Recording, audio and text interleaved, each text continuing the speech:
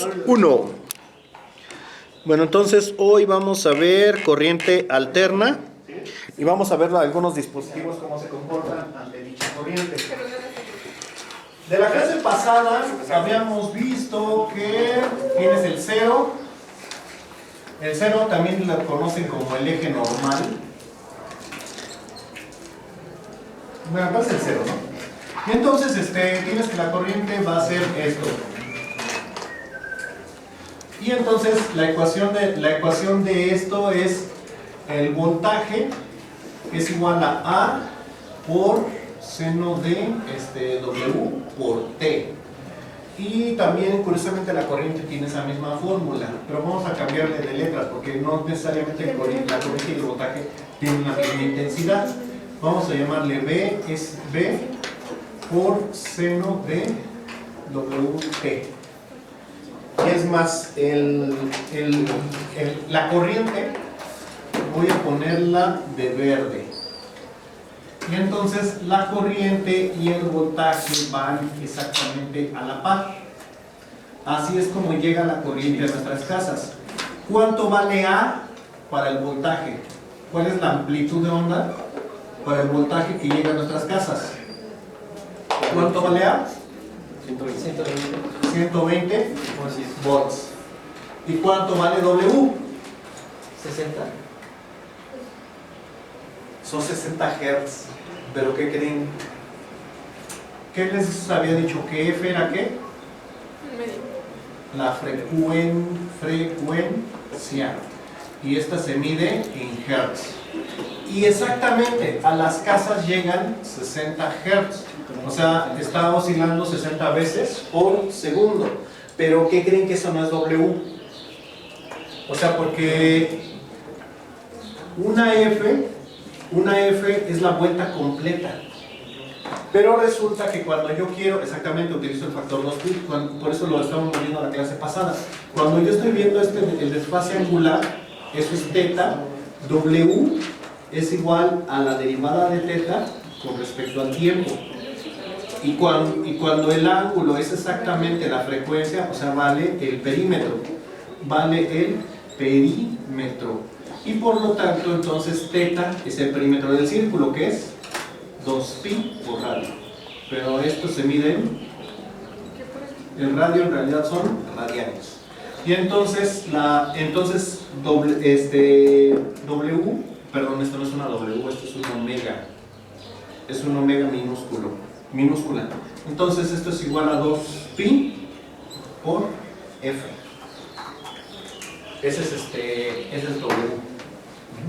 Y desgraciadamente es el valor que tienen que incluir en las ecuaciones diferenciales que se van a ver.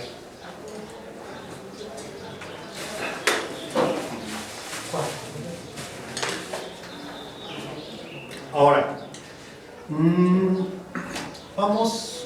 sí. Habíamos visto, por otro lado, que si nosotros vemos el diagrama de un capacitor, su comportamiento en el tiempo, habíamos visto que alcanza un voltaje máximo y ese voltaje es igual a ¿qué? Hacia la carga entre la capacitancia. Entonces,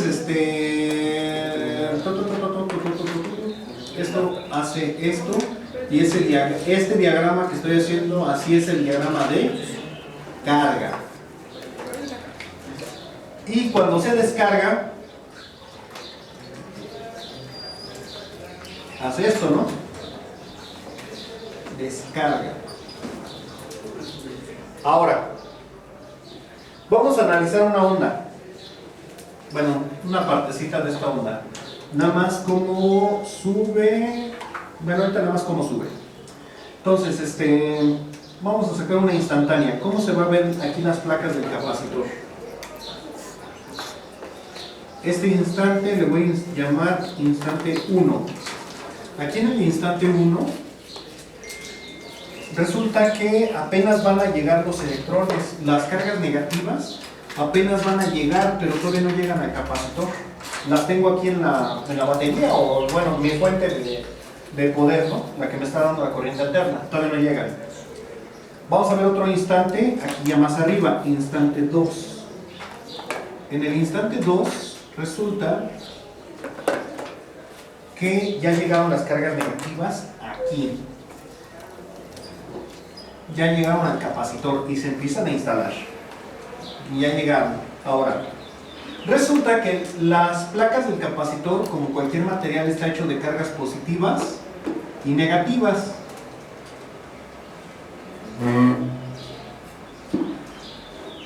Entonces, cuando esta carga negativa haya llegado, va a repeler a alguna carga negativa y esta se va. Entonces, el efecto es que cuando esto se está cargando, tú no miras que este electrón se quedó atorado ahí. Tú lo que miras es que otro electrón salió por allá. Entonces, ese efecto neto de que tú estás viendo de que el electrón sale, se dice que el capacitor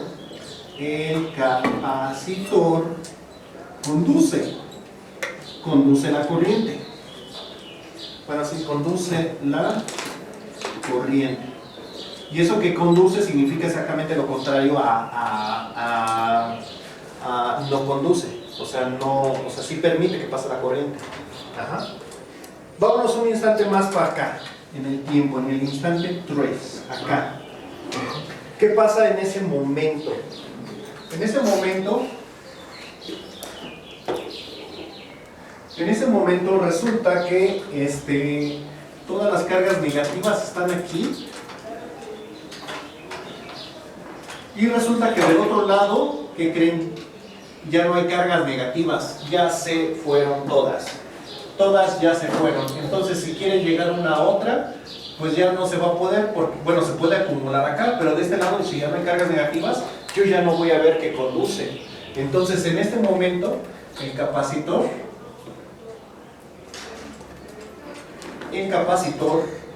no permite el paso de corriente. El capacitor se pone como si fuera un aislante y estoy situado en esta parte de la curva. Si yo grafico la corriente en el capacitor, bueno, vamos a dibujar primero un capacitor. Tengo el capacitor aquí y aquí está la rayita que indica que es el negativo. Es un electrolítico, aquí está una pata y aquí está la pata positiva. Entonces, si yo pongo aquí las puntas del multímetro, bueno, sí, del multímetro, o del osciloscopio mejor.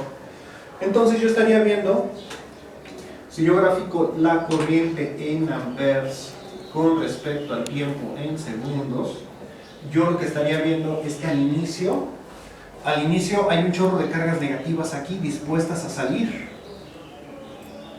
Entonces son muchísimas cargas las que se empiezan a ir en desbandada cuando llegan los electrones acá. Y esas cargas negativas, como se están yendo muchas, entonces es muy alta la corriente. Pero cada vez se están agotando hasta que llega un momento en el que se agotan. Entonces esas cargas, llega un momento en el que se agotan. Este es el instante 1, por acá es el instante 2, este es el instante 3. Este es el instante 1, el instante 2 y este es el instante 3. Si yo lo veo aquí, entonces la carga está yendo hacia acá y entonces está entrando carga y sale por acá. Entonces, pero llega un momento en el que ya no sale la carga. Para el instante 1 y el instante 2, la carga entra por el positivo la corriente entra por el positivo, sale por el negativo. Pero ¿qué pasa en el instante 3? Pues ya no hay nada. En el instante 3, negativo, positivo, la corriente es igual a 0. Pero ahí no acaba el asunto. ¿Qué pasa más adelante?